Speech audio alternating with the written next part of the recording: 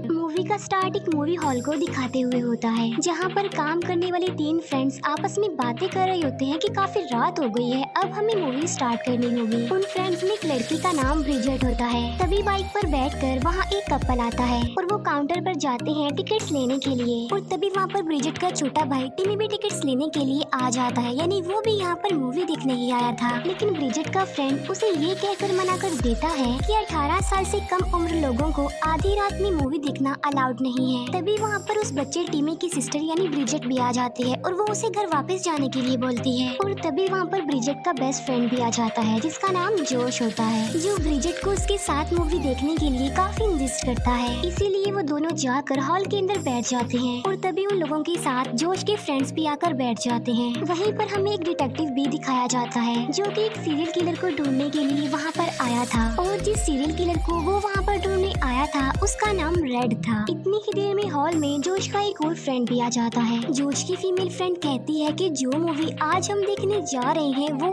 आज से तकरीबन 40 साल पुरानी है, और जब इस मूवी को बनाया गया था तब सच में लोगों की मर्डर्स हुए थे। ये लोग उसी सीरियल किलर रेड की बात कर रहे थे जिसे डिटेक्टिव यहाँ पर ढूंढने आया था। डिटेक्टिव भी काउंटर पर जाकर मूवी की टिकट ले लेता है। साथ साथ वो एक आदमी की पिक्चर दिखाते हुए उसके बारे में पूछता है, जिसके बारे में वो लोग नहीं जानते थे। इसके बाद ब्रिजेट का फ्रेंड मूवी प्ले कर देता है। मूवी में दिखाया जाता है कि कुछ फ्रेंड्स गाड़ी में बैठकर कहीं पर जा रहे थे, लेकिन सडन उनका टायर पंक्चर हो जाता है। तब उन फ्रेंड्स में एक लड़का हेल्प मांगने के लिए करीबी घर में जाता है, जहाँ पर एक लेडी उस लड़के के लिए दरवाजा खोलती है। और हॉल में डिटेक्टिव के पास एक और डिटेक्टिव आकर बैठ जाता है। मूवी में हम एक अजीब से आदमी को देख पाते हैं, जिसने हाथ में एक औजार लिया हुआ था और वो उसकी धार को तेज कर रहा था। दोनों डिटेक्टिव आपस में बातें कर रहे होते हैं कि जब से सीरियल किलर रेड गायब हुआ है ये उसकी पहली फिल्म है। मूवी में जो अजीब सा आदमी था उसने मास्क पहन रखा था, जो उस गाड़ी वाले लड़के को मार देता है और अपने साथ ले जाता है। काउंटर पर हम देखते हैं कि ड्रिंक खत्म हो गई है, इसीलिए ब्रिजेट का फ्रेंड ड्रिंक लेने के लिए एक जगह पर जाता है। उस मूवी को देखकर ब्रिजेट डर जाती है, इसीलिए वो मूवी को बीच में अधूरा छोड़कर बाहर आ जाती है, जहाँ पर जोश उसे रिलैक्स करता है और अंदर चलने के लिए बोलता है। तब मूवी में अचानक से ब्रिजेट का वही फ्रेंड नजर आता है जो कि ड्रिंक लेने गया था। हॉल में जो लोग मूवी देख रहे थे वो ये देखकर काफी हैरान रह जाते हैं, लेकिन तभी ब्रिजेट के उस फ्रेंड को कुछ अजीब सी आवाजें सुनाई देती हैं। और फिर जैसे ही वो वहाँ से भागने लगता है उसके सामने वो सीरियल किलर रेड आ जाता है और अपने उस औजार की मदद से उसे बहुत बुरी तरीके से मार डालता है। लेकिन हॉल में बैठे लोग इस पर ज्यादा हैरान नहीं होते, क्योंकि वो तो इसी मूवी का एक पार्ट ही समझ रहे थे, इसीलिए वो मूवी को एंजॉय करते हुए देख रहे थे। फिर थोड़ी देर बाद जोश का फ्रेंड वॉशरूम के लिए जाता है और सेम यही सीन मूवी में भी दिखाया जा रहा था, और उन लोगों की आंखों के सामने किलर उसे भी मार डालता है। तब उसकी चीख की आवाज सुनकर ब्रिजेट की फ्रेंड वहाँ पर चेक करने के लिए जाती है, जहाँ पर उसे फ्लोर पर खून पड़ा हुआ नजर आता है। फिर मूवी में हमें उसी मूवी हॉल का काउंटर दिखाया जाता है, जहाँ पर ब्रिजेट की फ्रेंड अकेली ही खड़ी हुई थी। ये देखकर वो सारे लोग काफी डर जाते हैं, इसीलिए वो चेक करने के लिए बाहर आ जाते हैं, लेकिन काउंटर पर तो उन्हें कोई भी नहीं मिलता। इसके बाद वो सब वॉशरूम जाते हैं, जहाँ पर उन्हें भी फ्लोर पर खून पड़ा हुआ मिलता है। ये देखकर वो सारे लोग काफी ज्यादा डर जाते हैं और अब वो वहाँ से बाहर निकलने की कोशिश कर रहे थे। और तभी डिटेक्टिव को मूवी हॉल में से ब्रिजेट का छोटा भाई टिमी मिल जाता है। ब्रिजेट अपने भाई टिमी से पूछती है कि तुम यहाँ पर कैसे आ गए, जिस पर टिमी कहता है कि मैं तो रूम की विंडो से अंदर आया हूँ। डिटेक्टिव जो कि बाहर निकलने के लिए दरवाजा तोड़ रहा होता है, लेकिन वो ऐसा नहीं कर पाता, उनसे दरवाजा नहीं टूटता। चेक करने पर उन्हें पता चलता है कि उनकी मोबाइल में भी सिग्नल्स नहीं आ रहे हैं। तब ब्रिजेट उन्हें बताती है कि यहाँ पर एक इमरजेंसी डोर है। तब वो लोग उस इमरजेंसी डोर को ओपन करने की कोशिश करते हैं, लेकिन वो भी लॉक था, वो भी उनसे नहीं खुलता। और अब वो सारे लोग और ज्यादा डर जाते हैं, क्योंकि अब तो वो लोग यहाँ पर फंस गए थे।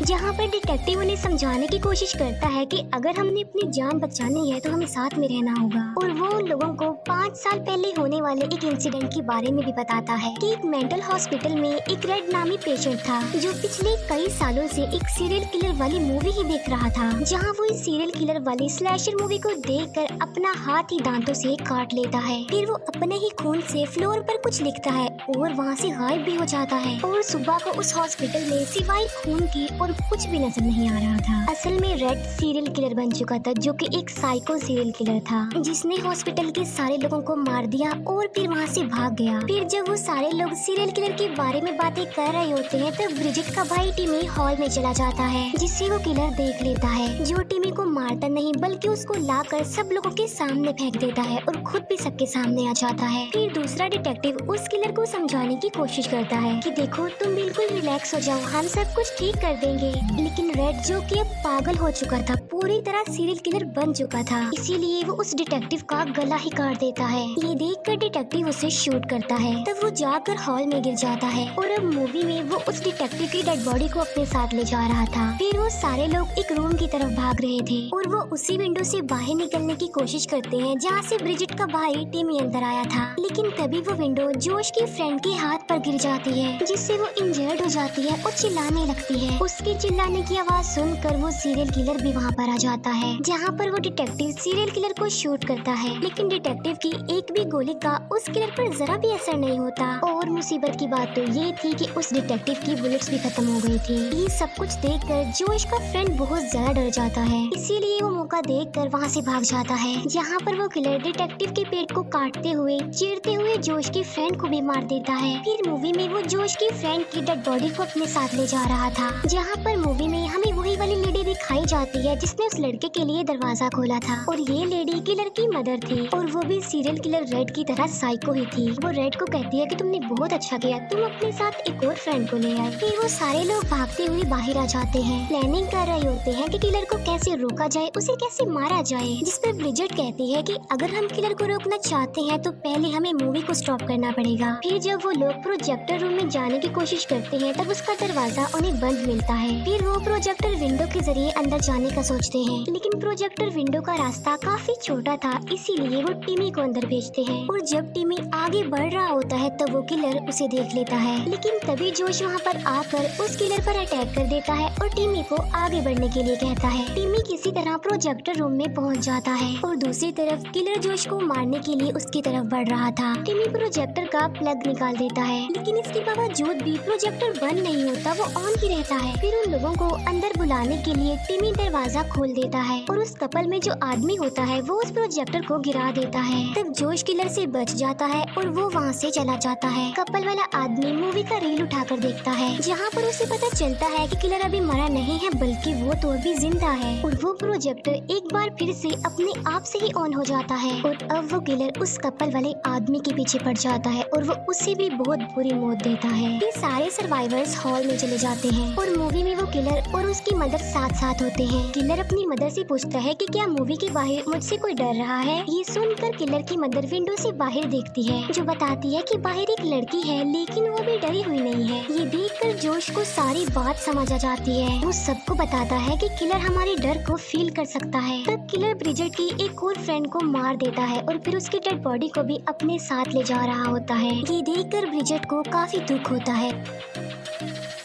जोश का फ्रेंड तो ये देखकर डर जाता है और वो हॉल से बाहर चला जाता है। फिर किलर जब देखता है कि टिमी अकेला है तो वो उसका पीछा करता है, लेकिन तभी टिमी वहाँ से भाग जाता है और जोश के फ्रेंड से टकरा जाता है और अब किलर जोश के फ्रेंड को पकड़ लेता है। यहाँ पर वो किलर अपने उसी टूल को इलेक्ट्रिसिटी में लगा देता है, जहाँ पर उन दोनों को बहुत जोर से इलेक्ट्रिक शॉक लगते हैं, जिससे जोश का फ्रेंड बुरी तरह करंट लगने से जल कर मर जाता है। लेकिन किलर को इस करंट से कुछ भी नहीं होता। जोश को काफी गुस्सा आ जाता है और अब वो किलर को मारने के लिए जाता है, लेकिन तभी वो किलर वहाँ से गायब हो जाता है। इसीलिए जोश वापस रूम में आ जाता है और जो कुछ वो वहाँ पर देखता है उसे देखकर वो शॉक्ड रह जाता है, क्योंकि उस किलर ने ब्रिजेट को प्रिजनर बनाया हुआ था और वो बस उसे मारने ही वाला था। फिर वो किलर अपना टूल जोश की तरफ फेंकता है और उसकी आँख फोड़ देता है। ये देखकर ब्रिजेट बहुत ज्यादा डर जाती है। वो भागकर एक रूम में आ जाती है और खुद को वहाँ पर लॉक कर लेती है और जोश की ऐसी हालत देखकर काफी रोती है। और अब किलर टिमी के पीछे पड़ गया था, उसे हर जगह ढूंढ रहा था, लेकिन टिमी तो हॉल में छुपा हुआ था और इतनी ही देर में वहाँ पर ब्रिजेट भी आ जाती है, जो अपने भाई टिमी को समझाती है कि हमें डरना नहीं चाहिए क्योंकि हमारा डर ही हमारा वीक पॉइंट है, और अगर हम उस किलर से नहीं डरेंगे यानी हम अपने डर पर कंट्रोल रख लेंगे तो वो किलर हमारा कुछ भी नहीं बिगाड़ सकेगा। फिर वो दोनों सिबलिंग्स सिबलिंग्स अपनी आंखें बंद करके वहीं हॉल में ही बैठ जाते हैं और अब मूवी में वो सारा हॉल नजर आता है, वो सिबलिंग्स भी नजर आते हैं, जहाँ पर किलर उन्हें देख लेता है और वहाँ पर आकर उन्हें डराने की काफी कोशिश करता है। लेकिन उन दोनों ने तो अब क्योंकि अपनी आंखें बंद की हुई थी इसीलिए वो नहीं डरते। ये देखकर वो किलर जैसे ही वहाँ से जाने लगता है, ब्रिजेट डर कर अपनी आंखें खोलती है। तब किलर को इस बारे में पता चलता है और वो ब्रिजेट को अपने साथ अपनी मूवी में ले जाता है। ब्रिजेट खुद को एक रूम में बंद पाती है जहाँ पर वो किलर अपने उस औजार की धार को तेज कर रहा था। फिर किसी तरह ब्रिजेट उस रूम से बाहर आ जाती है। वो देखती है कि एक रूम में बहुत सारे लोगों को कैद करके रखा गया है और वो सारे लोग इंजर्ड थे और कुछ तो उनमें मर भी चुके थे और ये सब कुछ उस किलर का ही काम था। वहीं पर ब्रिजेट को जोश भी दिखाई देता है जो कि अभी जिंदा था, इसीलिए वो उसके पास जाती है। लेकिन तभी उस किलर की मदर वहाँ पर आकर ब्रिजेट को बेहोश कर देती है। फिर ब्रिजेट को जब होश आती है तो वो खुद को बंधा हुआ पाती है। वो देखती है कि उसके साथ उसके भाई को भी बांधा गया है। तब किलर ब्रिजेट के पास आकर उसे पहले तो डराता है और फिर कहता है कि मैं तुम्हें इतनी आसान मौत नहीं देने वाला, मैं तो तुम्हें तड़पा तड़पा कर मारूंगा। ये कहकर वो उसके एक पैर के नेल्स उखेड़ने लग जाता है, जिससे वो दर्द की वजह से बहुत ज्यादा चिल्लाती है। तब एक एक करके किलर उसके पैर के सारे नेल्स उखेड़ देता है और फिर किलर जब उसके दूसरे पैर के नेल्स उखेड़ता है तब वो बिल्कुल भी नहीं डरती, बिल्कुल भी नहीं चिल्लाती, बल्कि वो इस पेन को भी बेयर करती है और अपने डर पर भी काबू रखती है। ये देखकर किलर को बहुत ज्यादा गुस्सा आता है कि ना तो ये मुझसे डर रही है और ना ही दर्द की वजह से चिल्ला रही है, इसीलिए किलर उसे नीचे फेंक देता है। इसी दौरान ब्रिजेट के हाथ में एक नोकदार चीज लग जाती है, इसीलिए वो मौके का फायदा उठाकर उस किलर को स्टैब कर देती है। फिर वो टिमी को लेकर वहाँ से बाहर आ जाती है, लेकिन उनके बाहर निकलने से पहले ही किलर की मदर ब्रिजेट को पकड़ लेती है और वो उसका गला दबाकर उसे मारने की कोशिश करती है। लेकिन तभी पीछे से टिमी उस लेडी पर अटैक करके उसे मार डालता है। फिर वो सिबलिंग्स घर से बाहर आकर भागने लगते हैं, लेकिन किलर ने तो